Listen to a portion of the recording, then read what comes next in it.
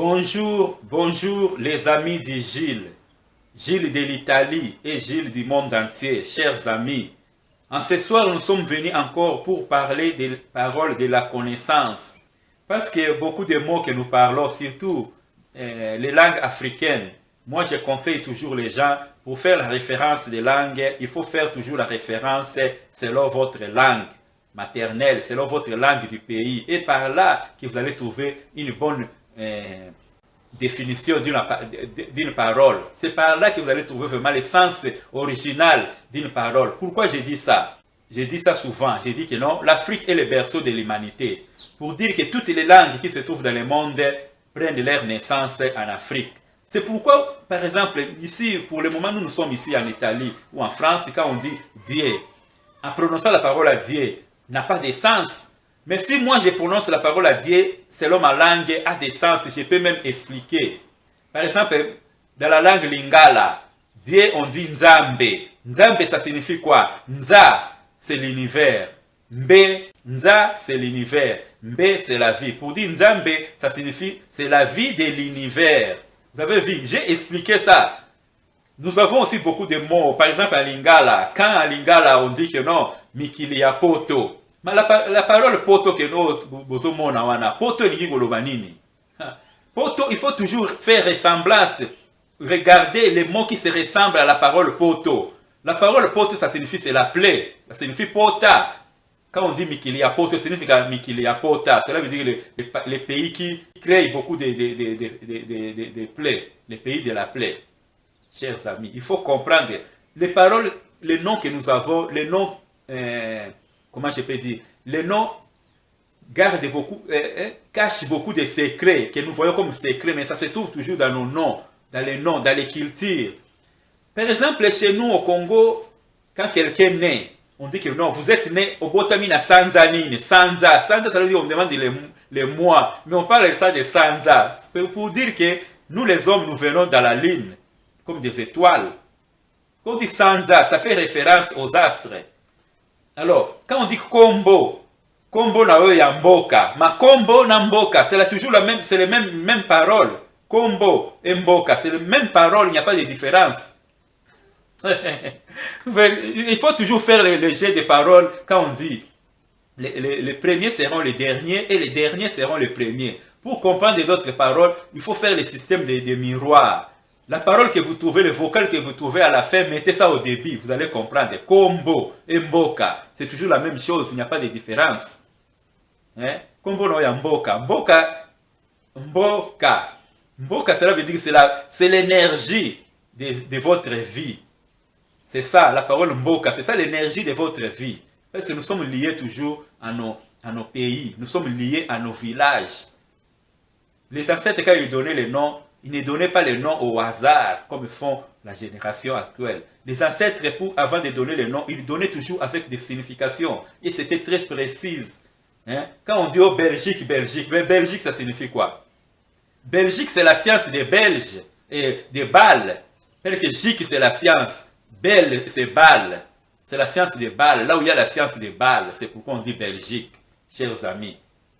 Quand on parle, par exemple, quand on parle... Oh, quand Dieu avait jeté les anges, Satan avec ses anges ici sur la terre, vous savez dans quelle partie de la terre ils étaient tombés. Mais à travers seulement les appellations, on découvre déjà que non, ils étaient tombés dans quelle partie de la terre. Dans la langue du Congo, quand on dit Losa, Losa ça signifie jeter. Oh, nous connaissons une ville qu'on appelle Los Angeles. Losa Angelus. Cela veut dire c'est là où ils avaient jeté les anges méchants de Satan étaient tombés à Los Angeles. C'est pourquoi on dit Los Angeles, Los Angeles. Les paroles, ça se fait comme ça, chers amis. Il faut comprendre, il faut lire les paroles toujours avec des mots que nous connaissons. Je prends l'autre exemple. Dans les jardins d'Éden, la parole Éden que vous connaissez. Éden c'est quoi? Éden, c'est ADN. C'est la même chose. Parce que nos ancêtres, les voyelles, ne regardaient pas les voyelles, ils voyaient seulement les consonnes. Là où il y a A, ils mettaient ça même E. Ça ne changeait à rien. ADN, Eden, c'est la même chose. Or, Eden, c'était jardin. Jardin, ça indique quoi? Ça indique quelque chose de dedans. Donc, c'est le principe d'intériorité. Quand on voit aussi ADN, ADN, c'est aussi le principe d'intériorité. Or, dans l'épisode que la Bible parle du jardin d'Éden, ce qui était dérangé là-bas, c'était seulement l'ADN de l'homme qui était dérangé. Voilà, chers amis. Il faut faire des concordances des paroles pour comprendre directement le sens. Dans les jardins d'Éden, ce qui était dérangé, c'était l'ADN de l'homme. Or, en Lingala, on dit quoi? Quand on dit que après avoir mangé les fruits, se sont retrouvés nus. Vous savez comment on appelle la nudité en Lingala? Mutakala. Oh, mutakala là-bas, qu'est-ce que ça signifie? Mutuyakala. Cela veut dire qu'après avoir mangé les fruits, se sont ressemblés au vieux homme. Parce que mutuyakala, ça signifie vieux homme. Voilà, chers amis. Il faut, les Lingala que vous voyez là-bas, c'est une langue très très riche. En ce qui concerne la Bible, les Lingala, c'est une langue très riche. Il faut toujours voir, parce que beaucoup de réalités se cachent dans la langue, c'est ce que je venais de dire. La langue, c'est l'âme d'un peuple. Hein? Une fois, j'avais parlé de ce qui concerne les noms.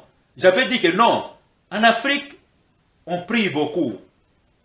Et puis, 90% des Africains ont les noms occidentaux. C'est les rares. C'est là où il y a les rares.